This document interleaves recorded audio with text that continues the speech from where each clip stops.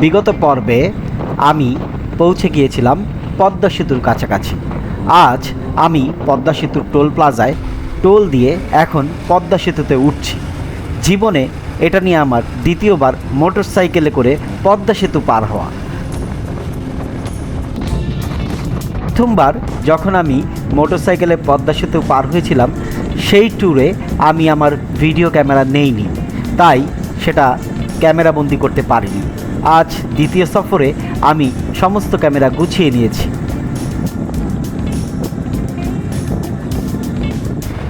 পদ্মা সেতু দিয়ে বাইক চালানোর জন্য আলাদা একটি লেন রয়েছে। আমি সেই লেনের মধ্যেই থাকতে চাই। আমি কোনো হাইওয়ের মামলাতে জড়াতে চাই না, কারণ হাইওয়ের মামলায় পড়লে এই মামলা ভাঙানো অনেক কষ্টের। আমি আবার এই পথ দিয়ে আসবো কি না সেটারও কোনো গ্যারেন্টি নেই। একবার আমি চাকরির সুবাদে ঢাকার বাইরে কুষ্টিয়াতে 2 বছর থেকেছিলাম। তখন অবশ্য পদ্মা সেতু আন্ডার কনস্ট্রাকশন পর্যায়ে ছিল, পুরোপুরি কনস্ট্রাকশন শেষ হয়নি। তাই সেই সময়ে ঢাকায় যাওয়া আসার সময় আমি যমুনা সেতু দিয়েই ঢাকায় যাওয়া আসা করতাম, আর না হলে প্লেন দিয়ে। পদ্মা সেতুতে পানি শুকিয়ে চর জমে গিয়েছে। দেখুন, চরের মধ্যে সবুজ সবুজ অনেক ঘাস। অনেক কৃষক আবার এই চরের মধ্যে সবজির আবাদ করে।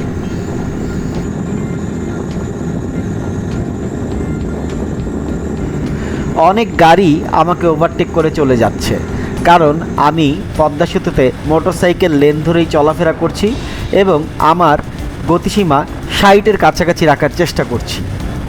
উটকো কোনো ঝামেলায় আমি জড়াতে চাচ্ছি না। এখান দিয়ে যেতে যেতে আমি পদ্মা নদীর সৌন্দর্য উপলব্ধি করছি এবং অনুভব করছি।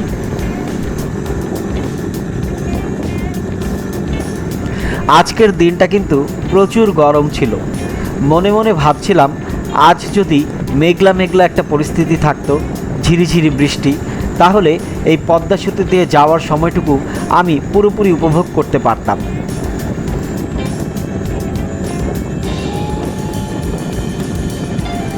প্রথম যখন পদ্মা সেতু জনসাধারণের জন্য খুলে দেওয়া হয়েছিল, সেই সময়ে মোটরসাইকেল চালানো পদ্মা সেতুর উপরে নিষেধ ছিল। পরবর্তীতে আওয়ামী লীগ সরকার মোটরসাইকেলের উপর বিধিনিষেধ তুলে দেয় এবং 100 টাকা টোল পরিশোধে মোটরসাইকেলের লেন ইউজ করা সাপেক্ষে মোটরসাইকেল চলাচলের অনুমতি দেওয়া হয়।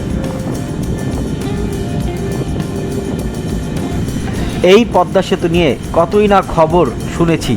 প্রথমেই এসেছিল পদ্মা সেতুতে ঘুষ কেলেঙ্কারি, যোগাযোগমন্ত্রী আবুল হোসেনের পদত্যাগ। এরপরে অনেক বাধা নিষেধ উপেক্ষা করে মাননীয় প্রধানমন্ত্রী, সাবেক প্রধানমন্ত্রী শেখ হাসিনা নিজেই বলেছিলেন যে নিজস্ব অর্থায়নে হলেও পদ্মা সেতু হবে। তার সাহসী পদক্ষেপেই কিন্তু পদ্মা সেতু হয়েছে। এই পদ্মা সেতুর যদি কোনো ক্রেডিট থাকে তাহলে সেটা আওয়ামী লীগেরই হওয়া উচিত। যদিও আমি রাজনীতি করি না এবং আমার কোনো রাজনৈতিক দৃষ্টিভঙ্গি নেই, তারপরও এই পদ্মা সেতু করার জন্য শেখ হাসিনাকে ধন্যবাদ জানাতেই পারি।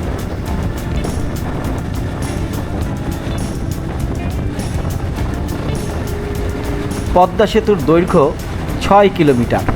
আমি যদি 60 কিলোমিটার গতিতে আমার বাইকটাকে চালাতে থাকি, তাহলে 6 মিনিটের মধ্যে আমি পদ্মা সেতু পার হয়ে যাওয়ার কথা। পদ্মা সেতু পার হতে হতে আমি কিন্তু পদ্মা নদীর বিশালতা উপলব্ধি করছিলাম। আসলেই পদ্মা নদী কিন্তু বিশাল বড়, আর এখন গ্রীষ্মকাল হওয়ার ফলে পদ্মা নদী শুকিয়ে রয়েছে। ভরা বর্ষায় পদ্মা নদীর যৌবন কিন্তু একদম উন্মুক্ত থাকবে।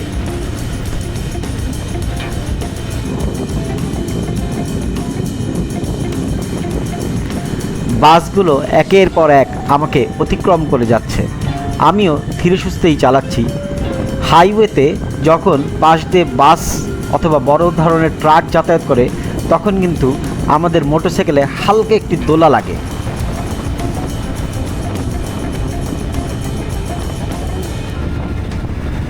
যাক, কথা বলতে বলতেই পদ্মা সেতুর শেষ সীমানায় এসে পড়েছি। আর অল্প একটুই বাকি রয়েছে পদ্মা সেতুর। আমার ইনস্টা 360-র সেলফি স্টিকটা বারবার ঝাঁকুনিতে নিচে নেমে যাচ্ছিল। আমাকে নতুন একটি সেলফি স্টিক কিনতে হবে। আমি অবশ্য ইনস্টা360-র একটি অন্য ধরনের সেলফি স্টিক দেখেছি, কিন্তু সেটার দাম অনেক বেশি, প্রায় 10,000 টাকা। কিছু টাকা জমিয়ে আমি সেই সেলফি স্টিকটি নিব, যেটা ঝাঁকুনিতে অথবা ভাইব্রেশনে নিচে নেমে যায় না।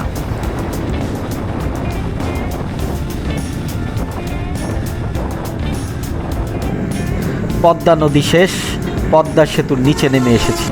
নিচে নামতেই একটি পুলিশের গাড়ি দেখলাম দাঁড়িয়ে রয়েছে। আমি অবশ্য ওভার স্পিড করিনি, তাই হয়তোবা আমাকে ধরারও চেষ্টা করেনি।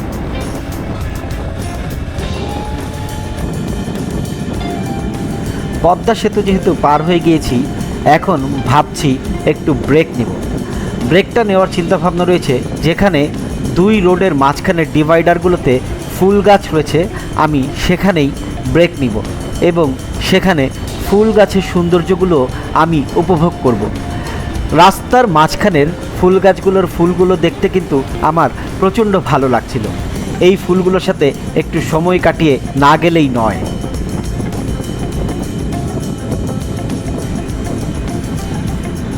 নিজেকে বাজ পাখির মতোই লাগছিল। হোন্ডা গিভস ইউ উইংস, এটি কিন্তু হোন্ডার একটি ডায়ালগ ছিল। আসলেই হোন্ডা হর্নেট চালিয়ে, এটা আমার দ্বিতীয় হর্নেট, আমি হোন্ডার বাইক চালিয়ে প্রচণ্ড স্যাটিসফাইড তাদের ইঞ্জিন পারফরমেন্সে, এবং হোন্ডার টেকনোলজির উপরে আমার যথেষ্ট রিলায়েবিলিটি রয়েছে। আশেপাশে কোনো চায়ের দোকান দেখছি না। ব্রেকটা দিতে যাচ্ছি চায়ের দোকানের পাশে, একটু চা খেয়ে নিলে মন্দ হয় না, কিন্তু এই এক্সপ্রেসওয়েতে কোথাও আশেপাশে দোকান নেই, শুধুই লম্বা রাস্তা এবং আমাকে জার্নি করে যেতে হচ্ছে। যদিও আমি একটু চোখ বুলাচ্ছি কোথাও চায়ের দোকান পাওয়া যায় কিনা, অথবা কোথাও গাছের ছায়া আছে কিনা যেখানে একটু দুদণ্ড বিশ্রাম নিতে পারবো।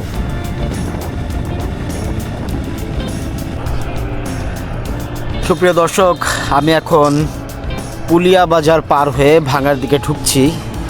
আমি এর আগের বার যখন মাগুরা যাচ্ছিলাম, তখন আমি গোপালগঞ্জের দিকে চলে গিয়েছিলাম। এই জায়গাটার দিকে থামার পিছনের রিজন হচ্ছে, আমি মাত্র পুলিয়া ওভারব্রিজ পার হলাম। ওই যে পুলিয়া ওভারব্রিজ, এই পুলিয়া ওভারব্রিজ পার হয়ে আমি দেখতে পাচ্ছি যে এখানে মাঝখানে রোড ডিভাইডারের জায়গাটুকুতে আপনার খুব সুন্দর ফুলের গাছ লাগানো রয়েছে। আমরা কিছুক্ষণ পরেই সেই ফুলের গাছগুলো দেখব। কত চমৎকার ফুল ফুটে রয়েছে এই জায়গাটিতে, দেখলে আপনাদের মন ভরে যাবে। চলুন তাহলে আমরা দেখি সেই ফুলের গাছগুলো কীভাবে রাস্তার মাঝখানে বেড়ে উঠছে এবং রাস্তার সৌন্দর্য বর্ধন করছে।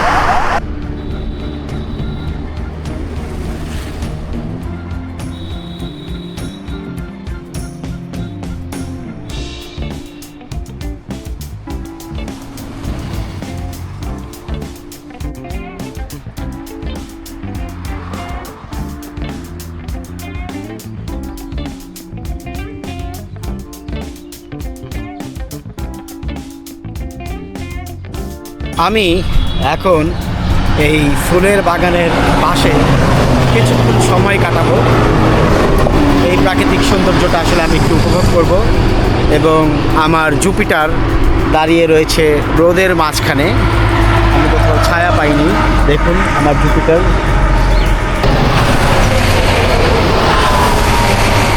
তো চলুন আমরা কিছুক্ষণ সময় কাটাই আমি এখানে, এবং এরপরে যাত্রা শুরু করব।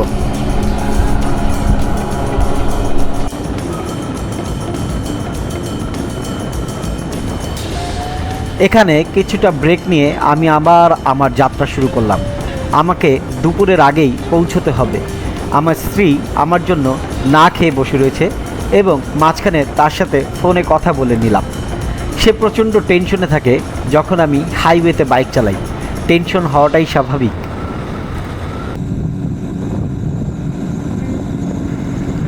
প্রচণ্ড গরমে টিকতে না পেরে হাতের গ্লাভসগুলো খুলে নিয়েছি। যদিও হাইওয়েতে চালানোর সময় আপনারা সবসময় হাতের গ্লাভস ব্যবহার করার চেষ্টা করবেন, তাহলে এটা একটি এক্সট্রা সুরক্ষা দেয়, কিন্তু আজ প্রচণ্ড গরম থাকায় আমি গ্লাভসটি খুলে রেখেছি। এই পুলিয়া বাজারের পরেই আপনাকে হাতের বায়ে গেলে বরিশাল পড়বে। আমি কখনো বরিশাল যাইনি, তবে বরিশাল যাওয়ার ইচ্ছে রয়েছে। নিশ্চয়ই একদিন আমরা বিডিএমের ট্যুর মেটরা মিলে বরিশাল ঘুরে আসব।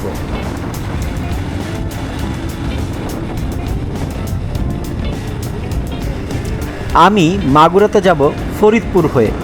বরিশালের রাস্তাটাকে আমি ক্রস করে আরেকটু সামনে গেলেই আবারও আমাকে বায়ে যেতে হবে ফরিদপুরের দিকে।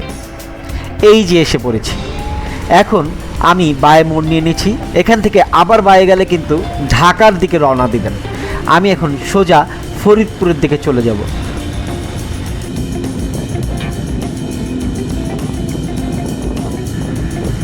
ফরিদপুরের ভিতরের দিকে যে রাস্তাগুলো আছে সেই রাস্তাগুলো কিন্তু খুব সুন্দর। দুপাশে বড় বড় গাছ রাস্তাকে ছায়া দিচ্ছে এবং এটা যশোর রোডে সবচেয়ে বেশি সুন্দর দেখা যায়। ঝিনাইদহ রোডেও অনেক সুন্দর সুন্দর বড় গাছ রাস্তাকে ঢেকে রাখে।